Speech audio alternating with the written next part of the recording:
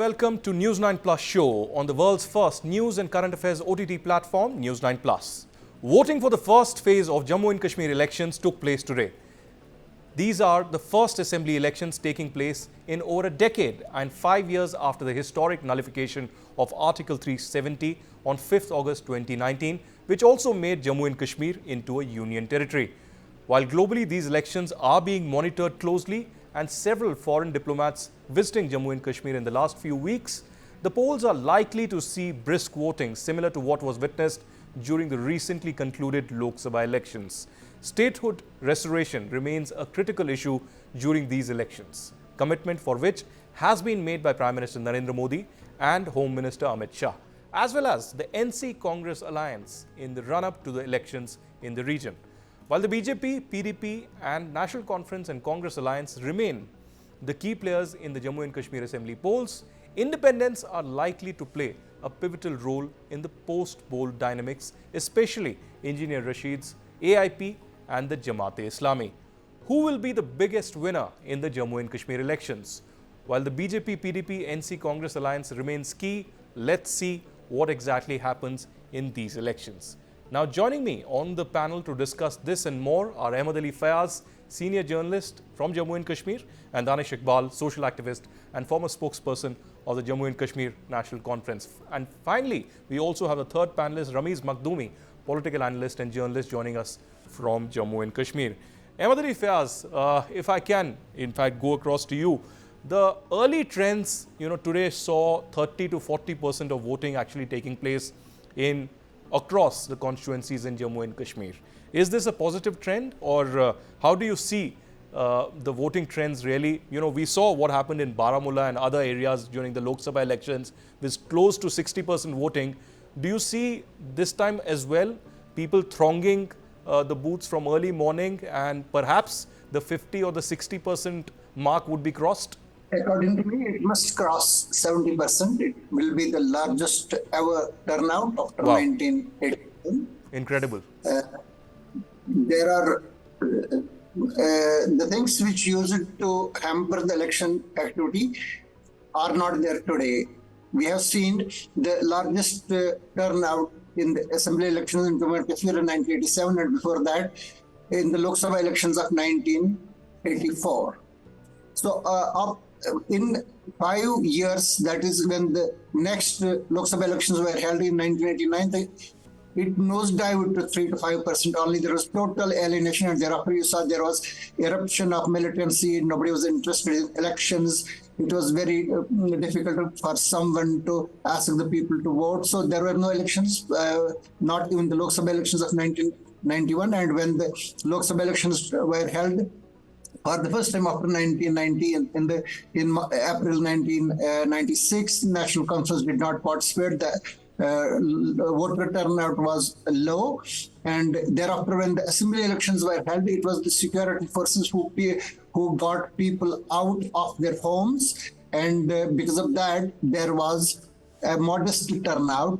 Had they not moved the people out, nobody, I believe, would have come out of home, because there were threats, there was an aggressive anti-election campaign, and there were killings, kidnappings, everything happened. People were brought down from polls with AK-47 rifles. So all these things happened there, and ironically, some of the people who did it all are now today themselves contesting the elections. So a major change has taken place because of the abrogation of Article 370 in August 2019. We witnessed these boycott calls and low turnout in the assembly elections of 2002, 2008, and but it picked up slightly in 2014. It was a modest turnout, but again it went down. Had you held elections in 2015 or 16 or 17, so there would have been absolutely low. You saw it when the by-elections of Lok Sabha took place in April 2017. The turnout was absolutely low. I think 9% in Srinagar Central when Farooqullah won and defeated Tariq Hamid Kara. I think it was a by-election that time, right. And the authorities could not hold the elections in South Kashmir that time because they had scheduled the elections of South Kashmir. So it went down. But in 2019 Lok Sabha elections, there was some activity. It picked up to an extent. But after 2019, all those factors, including the boycott calls from the separatists, Hurriyat conference from Pakistan, the threats from militants, killings, everything stopped. Everything, in spite of the fact that National Conference and PDP and other parties kept on saying that this is because of the fear. But as a journalist reporting things in Srinagar, I can say that these things do not happen only out of fear. We must give credit to the BJP government for neutralizing all those factors, the threats, everything. But the problem is that with this year's Lok Sabha elections, when Engineer Rashid contested elections in Baramulla, they did exactly the reverse of it. In the last 5 years, they had successfully, whatever they used to say, they had destroyed not only terrorism but also its ecosystem. Right. But this time there is a completely different narrative. Everybody is competitively saying zulum, zalim. So without naming India, this is all directed. They are generating a sentiment against India, and it gives them vote. We have seen it in the Lok Sabha elections up to this year, and this is also going to happen. Fair enough. Ahmed Ali Fayyaz, I'll come back to you. A very important point. You are taking us to the history of elections in Jammu and Kashmir, how things have transpired, and what kind of a wave is really out there. The kind of competitive politics that is being seen, the politics of zulm, really. Where is it directed at? Who will it benefit is the big question. Danish Iqbal, coming to you now. We have seen mushrooming of independence really this time around. From Engineer Rashid's AIP to Jamaat-backed candidates, particularly in South Kashmir, and several others in Srinagar, Junaid and others who are contesting. How significant do you think would be the independence this time around? Because it seems that Omar Abdullah was also, he also felt threatened, when we saw that video of him actually calling out to the people, an emotional appeal, holding his cap in front of them, almost begging in front of the voters. What does this suggest? Do you think that the NC, which is potentially the most important party right now in Jammu and Kashmir as far as votes are concerned, are they feeling threatened with the independence rising? Well, Aditya, of course they are threatened. Of course, National Conference is threatened. It's very apparent by the statements of their top leadership. What is, I think, the most important point here is that National Conference did not win elections in Jammu and Kashmir because of the turnout. National Conference has won elections because of the boycott. You've had worst phases of boycott in the recent history of Jammu and Kashmir. In 2017, there was something around 2.4% turnout. In 2019, there was something like 30%, 25% turnout in Srinagar. So it always played to the advantage of the National Conference because the cadre of the National Conference has never boycotted. Now, after what you saw after Engineer Rashid's victory in the last parliamentary elections, the people who had aspiration in contesting election, who had aspiration in politics, thought that now that the boycott voter has decided to come out, the voters who didn't probably had the faith in elections on the ballot have now probably decided that elections are the way forward, and that's I think one of the main reasons for all of these independents who have now who have now come in the field. And Aditya, I've always thought in last 3-4 months that Kashmiris have what's a big change in Kashmir is that Kashmiris have realized the usefulness of elections. They've realized the usefulness of registering their vote. Earlier they would fight hard battles with the system, but it was outside the system. Now what I think Engineer Rashid has also done that, has rather significantly done that the fight for your rights, that fight for your dignity, the fight for your space within the larger national mainstream has to be within the system. That's why I think a lot of people, you would see a lot of independents from not only from Jamaat, but other independents, who were earlier part of the National Conference, the PDP, there are 2-3 gentlemen, I think, in South Kashmir who were earlier part of the PDP, now contesting as independents. Uh, so there's of course the traditional mainstream who depended on the boycott would clearly be threatened. Of course they would be threatened. They are scared of the higher turnout. They're scared of people coming out to vote. But what you have to also understand, Aditya, is that the higher turnout, maybe the higher than 1977, is because that it's somehow the people's protest on the ballot today, because Right. because the deniability of a political agency to a Kashmiri voter that was denied in the last 10 years has now been restored, and Kashmiri doesn't frankly want to waste this opportunity. Fair enough, fair enough. Danish Iqbal, I'll come And- back to you to understand what does this really mean to work under the system, under the perhaps ambit of the Indian Constitution. You might have grievances, but there are mechanisms perhaps within the Constitution to address that. Rameez Makhdoomi, if I can come to you, do you feel this change in South Kashmir? Do you feel that there is a certain kind of a shift happening in South Kashmir? I received videos from this morning from media in South Kashmir, which suggested that the candidates backed by the Jamaat are actually talking about how Indian they feel and how they believe in the Indian Constitution. Do you think that this is a reality that is taking shape, or do you think this is perhaps just a symbolic gesture, just for a few days? Well, I guess the biggest positive of this election is that Kashmiris are learning the usefulness of elections, as Danish rightly said. It is a very optimistic sign for the democratic credentials that whosoever NC, PDP, BJP or Engineer, their supporters are thronging the voting booths and casting their votes. I believe the larger the number of candidates is good for democracy and peace, and it can kill the anger of those angry masses as they find vote as an alternative to address their sufferings or grievances against the state or for the state. So the contesting of large number of parties, be it Engineer Rashid, be it Sajad Loan, is a good sign, and everybody's supporter should get a chance to go to polling booth, which has not happened due to boycott in the previous decades. It's a good sign. Jamaat Islami is a grassrooted party. It has its own voters like National Conference.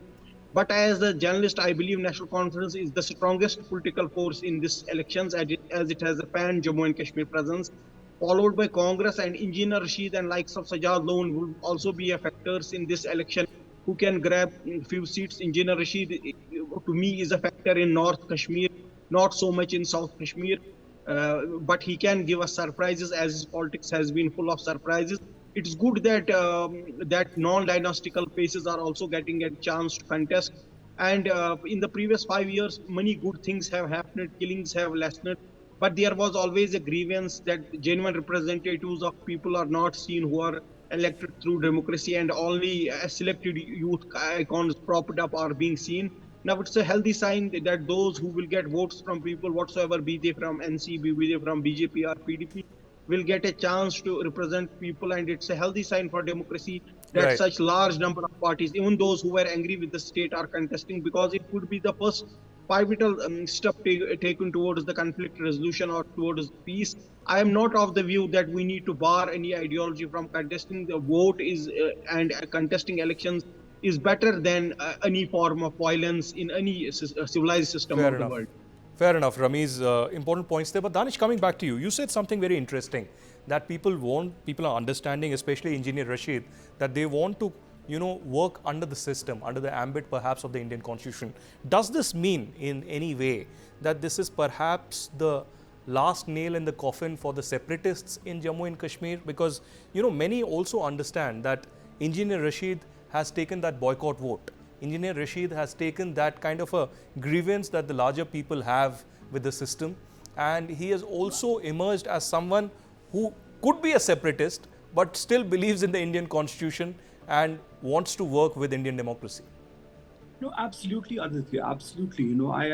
I staunchly believe that that the greatness of our country, the greatness of the constitution of the country, affords the luxury of accommodating a variety of contrarian set of views, a variety of views that might apparently not be in sync with the with the dominant narrative, but is something that the constitution of the country will always afford. I've always the view that that you should embrace everybody, in Kashmir. If somebody has given up violence, if somebody has surrendered, if somebody's wanting to be and willing to participate with the constitutional institutions of the country, he should be given the opportunity. And what's also important, Aditya, here is that you're tracking Jammu and Kashmir, Jammu and Kashmir more than anybody else. Mm-hmm. You would have seen something very interesting, after the abrogation of Article 370, it's the National Conference and the PDP, who kind of pushed the mainstream narrative into the separatist space, who sort of started this battle with New Delhi, not only started battle with New Delhi, but while they were battling it out with New Delhi, they overtly went into the separatist space of Kashmir. And now when they have entered into the separatist space, probably that the people who have bigger and better claims over that space have now probably come in the field, right. And then probably it's their way of telling that now we'll teach you a lesson, So it's always funny when Omar Saab or when Mehbooba ji,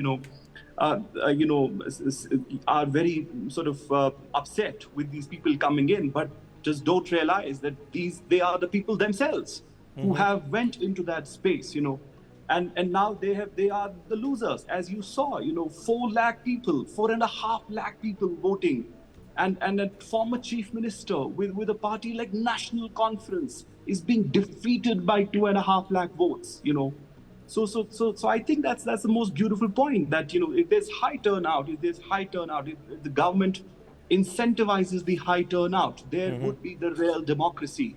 And what I've been really pleased with New Delhi over the last 1, 2, 3 years, I mean, of course, I have the grievances on part of the Delhi after August 5th, but what I've really been happy is that the political competition has been promoted in Jammu and Kashmir, and that's something that nobody can deny. Right. The political competition. Earlier that the 2 parties had the monopoly over the political space, but now you see elections in Kashmir as they are in the rest of the country. I was last time somewhere in the Kerala, and you would see elections like these, everybody coming in. This is just. This you would see only in Kashmir, that when independents come in, when people like me come in, and then these parties say that, oh, these are the proxies, these are the people funded by the New Delhi. This is something that should end. The political competition is good. Democracy should blossom right. in the coming years, and that's something good. And that's something every Kashmiri should be happy for. Fair enough, Danish. The monopoly of the families, the monopoly of NC and PDP, the Muftis and the Abdullahs really breaking out there. More democracy thriving in the Kashmir Valley. But last comments to Ahmed Ali Fayyaz, really. Mr. Fayyaz, we've seen some parties trying to grab the space of the separatists. And now NC and PDP really tasting the medicine that they have been giving the people, really. And now Engineer Rashid coming in to the picture and defeating Omar Abdullah like never before. But do you think that this kind of a political activity where Engineer Rashid comes in will also have an impact in the assembly polls? Because I had a chat with you earlier and you said that the independents may not actually be a big factor in these elections. Would you modify that statement now, or you still think that perhaps NC is very strong still in the Kashmir Valley and the BJP is probably going to emerge victorious in Jammu? Assembly elections are being held in 3 phases in Jammu and Kashmir. Right. We are holding the elections in the first phase today. As far as South Kashmir is concerned, we have 4 districts and 16 assembly segments there, and the rest of the 8 segments are in Jammu. So this Engineer Rashid and his party do not have any presence in Jammu part, Ramban. As far as South Kashmir is concerned, we have been tracking his election campaign from the day he was released. He generated some impact in Baramulla. Thereafter, he went to Kokarnag and he went to Anantnag. Some 3,000 people attended his rally at Kannabal. Thereafter, he went to Kokarnag. We have been watching these things. But once we analyze this in the context of all the dynamics which are before us, There are traditional parties which are contesting. We don't find a single constituency among the 16 where his people can take more than 10,000 votes, or they can be a threat to the PDP or Congress or National Conference. This is about South Kashmir. Yes, Jamaat Islami is emerging as a threat for some traditional politicians, including Muhammad Yusuf Tariq Amin, Kulgam, including this national conference and PDP candidates in Shopian and Zainpura, including in some parts of Pulwama. But as of now, we don't see them as winners. There is a possibility of an independent candidate, Ejaz Mir, who is contesting as an independent candidate, who is a PDP rebel and now contesting from Vachi constituency, which is now Zainapura, from where Mehbooba Mufti herself was elected in the year 2008. There is a possibility we put him at number 1, but at other places, Jamaat Islami also does not have much of influence. So I can tell you, in the context of all the dynamics which are before us, I can tell you that neither Engineer Rashid nor Jamaat Islami are any force in South Kashmir. But we have to see if we can change the situation in Central Kashmir and North Kashmir. We have seen he addressed a mammoth rally in Kupwara yesterday. We are told that more than 10,000 people attended his rally. So it indicates that his influence is growing.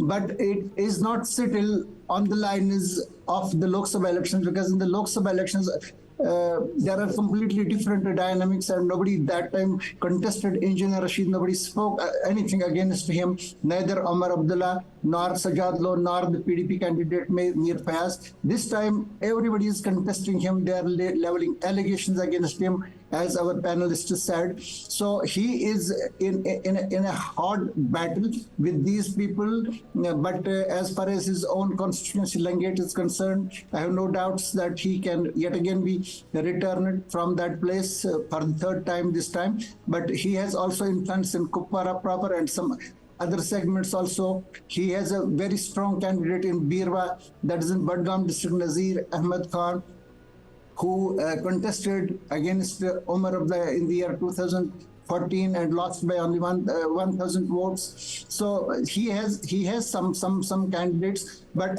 as of now, he has not been able to generate a wave where you can say that, look, independents are taking 15 seats, 20 seats, and we are going to change the traditional dynamics of the elections. It is not happening as of now, but it can happen in the days to come. All right, fair enough. Engineer Rashid's influence over the J&K Assembly elections are something that we are monitoring very closely here at the TV9 Network's News 9 Live. We will be monitoring this very closely, but will he have an impact in South Kashmir is the big question. Of course, at his home bastion in the north, perhaps he could return to power with his family members and friends also contesting the elections. Danish Iqbal, Ahmed Ali Fayyaz, Rameez Makhdoomi, thank you very much for joining us today. Over 10 Hezbollah members were killed and over 3,000 injured when pagers used by them suddenly exploded after overheating yesterday. Now, reports indicate that Israeli spy agency Mossad apparently used PETN to trigger the pager blasts in Lebanon to target Hezbollah by overheating batteries from afar. Mossad got hold of Hezbollah's communication devices before they were handed over to the terror group 5 months ago. The Israeli intelligence hid explosive material inside a batch of pagers that Hezbollah ordered from the Taiwanese company, according to the New York Times, citing US and other officials. The New York Times report says that Hezbollah had ordered 5,000 pagers from a Taiwanese company, Gold Apollo, but they had been tampered with before reaching Lebanon. Gold Apollo, however, has denounced and said that these charges are wrong and that the devices used in the blast were actually from a European company called BAC, which has a license to use the Taiwanese firm's brand name and is based in Hungary. Now, this brings us to the questions that we are asking here on the News 9 Plus show today. Is Israel behind the pager blasts in Lebanon? Is this a major strategic blow to Iran and its proxies in the region? And could this event further escalate the situation in the Middle East? Joining me to discuss this is Itai Melchua, Middle East expert and former executive of the Israeli National Security Council. We also have Jiten Jain, cybersecurity expert, joining us on the show. Itai, thank you very much for being here. Aditya, this side. What are your first comments on this, what you saw yesterday? I've been chatting with a lot of my colleagues here, and we were really shocked with the visuals that were coming in. I mean, nobody had expected this kind of an attack really taking place. Of course, we don't know who is behind this, but all guns are now blazing towards Israel. What are your reaction? And perhaps also if you could analyze what could be the implications, the immediate implications of this.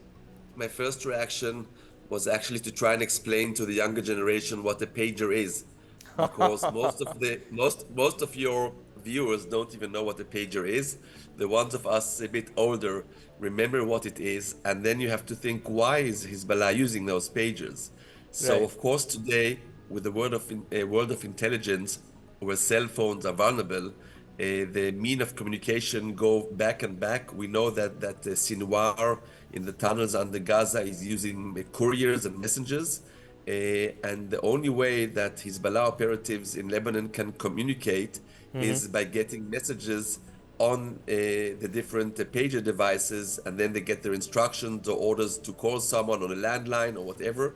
So the first thing to remember is why what the benefits are of attacking these pages. Now, of course, there's a huge number of casualties at different levels, but the main benefit here is that it hinders communication and, in essence, actually forces Hezbollah to go back to the more modern ways of communication, and they know that these ways of communication are much more vulnerable for interception and other technologies that can be used, and that is actually in a way flushing out Hezbollah. So that is my first reaction, to understand that this is not only aimed at targeting the terrorists themselves, but also creating chaos in the communication and flushing them out to means which are easier for Western groups to be able to see what's going on. So that is the first thing. The second thing is just to go back and remember what Hezbollah actually is. Right. Hezbollah is an Iran proxy sitting in Lebanon. They are trying to inflict damage on Israel, but in doing so have inflicted much more damage in Lebanon itself. Lebanon is in a terrible economic state, and I think that there are growing voices in Lebanon calling for Hezbollah to become a lesser power in Lebanon. I think this is also maybe behind the question you will probably ask me next: how is Hezbollah going to retaliate? Are we going for a full-out war between Israel and Hezbollah? Fair enough. Itai, I'll come back to you to understand what happened to that Iran's reaction that we have been waiting for weeks together. And, was this also a message, to Iran and also to perhaps delay that response? But Jiten, as someone who has dealt with the security apparatus at different levels, you also dealt with the cyber security in many ways. I have a two-part question for you. One, of course, how did you see this kind of an attack? Had you ever yourself imagined that this kind of a pager blast could happen simultaneously, 3,000 to 5,000 pages, blasting? And secondly, from the Indian context, there are a lot of foreign softwares working in India. Of course, we have banned many softwares as well. But what are the security implications for India? Would we have to go to the drawing board and perhaps analyze and see what kind of steps we need to take so that this doesn't happen here or elsewhere in our neighborhood? To your first question, would anybody would have imagined 5,000 pagers? Right. They avoided a war by weaponizing a technology. But that's not the beauty of it, Aditya. Aditya, the beauty is they spent 10 years in research along with US in 3 successive governments without any hindrance. I mean, multiple changes of regimes, and they spent 10 years in developing that malware. They spent multiple years and decades of research to develop automated weapons using AI and remote commands, enabled guns to assassinate Iranian generals and scientists. Nobody would have ever thought that a car, somebody in a car would fire a bullet sitting back in Tel Aviv and assassinate a guy with a pinpoint precision. But that's what happened. This is what Israel brings on the table. Unbelievable, weaponization of technology innovation and then using it in the real-time scenarios. Now, for these pages to go off, the first reaction of the world was, what have they done? Have they hacked some pager and made the circuit blast itself? It was only 24 hours later people realized that it was a beautiful combination of supply chain infection, deployment of technology to trigger the remote triggering of explosives, and then planting 20-gram explosives. But to do that, you would have had taken years of intelligence to figure out how Hezbollah was operating away from cell phones, shifting back to those old age pagers, then to figure out the supply chains, the company which was supplying it, then the original equipment manufacturer in Hungary, Budapest, then to intercept that shipment, being able to infiltrate those companies, resources which would have helped you to plant explosives and disguise of electronical circuit on that device on that circuit. And then the technology to trigger those blasts by using a beep or a pager or a SMS. Right. All three things had to go together: the planting of explosives, the intelligence of supply chain, and then the hacking or the cyber deployment of technology to trigger the blast. And this is what Israel brings on the table, and unbelievable innovation, which you could have never even imagined. But that brings us to three questions. What lessons can we learn? A, India's dependency on foreign supply chains, especially on China in telecom electronics sector, is so much that we today have, the rough assessment says that 60% of our critical gadgetry either comes directly from China or those, different routing of Singapore, Thailand, That's right. By relabeling companies and then supplying Chinese gadgetry. Now, suppose if China as a state tomorrow wanted to infect that supply chain, which they have done it in the past, they have infected machines to, hack into data centers of Amazon. There have been allegations to steal patents of, different US critical companies. So China has been, as a state, has been notoriously famous for, weaponizing the supply chains, trying to hack into systems. So tomorrow, if China were to plant explosive in the mobile phones which they've been supplying to India, or the PCs or circuits, or even the Arduino boards, I mean, you can only imagine the scenario, and that too with in a era where 60% of our connectivity is also dependent on their gadgetry in our telecom sector. So I think the best lesson for us here is the most critical important lesson is that we must reduce our dependence on Chinese supply chains in the electronic gadgetry. Lesson number two, we should not try and copy what somebody else has done. Look at the original innovation here. Aditya, I can tell you, nobody, if you speak to 1,000 technical experts, nobody will tell you that they would have even imagined in their dreams that 1,000 pagers can be used as a bomb together. Right. This is what the real innovation is. And these are one small countries with a population of not even 1% of Indian size bringing so much on the table. And we, which is called a cyber, outsourcing superpower or software superpower, we are not able to repurpose that force into cyber offensive superpower in the world. And this is where the opportunity is. If we are able to repurpose and reposition and reskill our force to become an offensive cyber superpower, I think that will give us a window of edge, a very limited window to take on China.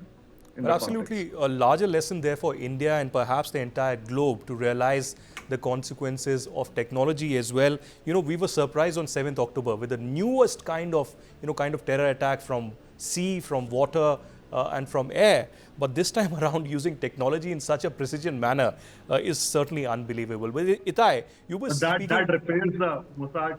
Yeah. That repairs the Mossad's image, which was dented on 7th of October. Absolutely. The assassination of Hamas commander in Iran, nobody even noted whether it was an airborne projectile, it was a missile, or was it a planted explosive many months ago? Yeah. But this is what Israel is. This is what they do. That you can't even imagine, even with the retrospective intelligence, that what they have actually done. Yeah, that's true. Itai, you were speaking about pagers and telling the younger generation what pagers really were. I just recollected that what was my experience. I remember that my uncle was in the Indian intelligence, and in the early 90s, or perhaps it was mid 90s, and I was really young, and he actually showed me the first pager out there. And for fun, he was sitting in his intelligence office, and I used to make phone calls and send him messages out there. But yeah, that was my first brush with pagers. But from pagers to the larger scenario of an Iranian response to the killing that have happened in Tehran.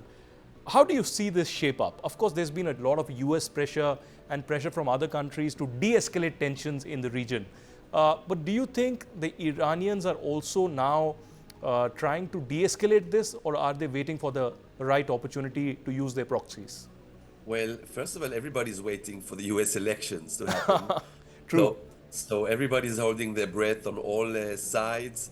I have heard rumors that this was not the date Israel had chosen for this attack or the point in time, but somehow there were suspicions about these pagers, and therefore they had to activate it before the pagers were discarded. So I don't know about that, but for sure, everybody's waiting. At the end of the month, we have the UN General Assembly in New York, where all the leaders want to be. I don't think Netanyahu wants any full-out war before that. He wants to go to New York and then have meetings in Washington, as do other leaders. So therefore, let's wait and see about that. Iran does not have to revenge this action, which is aimed at terrorists in Lebanon, even though it's a proxy. And as I mentioned before, there's a lot of pressure on Nasrallah not to wage war, even though Iran is putting a lot of positive pressure. He has local pressure against. And tomorrow afternoon, he will address the public, and then we will get a better insight of his intentions. I do want to touch on a very important topic that Sure. the other expert mentioned, and you asked about the cyber. In my other hat, I'm invested in a few cyber companies, and you have to understand that while your computers have different defense mechanisms on them, equipment traditionally doesn't, because equipment does not have an operating system where you can run an antivirus, and it is comprised of many different kinds of equipment and protocols. So if you go to your infrastructure, to your water companies, utilities, energy, you will see a lot of vulnerabilities. Just last week in the US, it was discovered that cranes in their ports, which were made in China, had Chinese backdoors in them, transmitting back to China. So the big question is actually, how do you protect your infrastructure, your OT equipment? Because as you rightfully mentioned, this attack is similar to the attack that the Stuxnet attack against the centrifuges in the nuclear facilities in Iran. It's the same kind of attack in which you actually hinder the operations.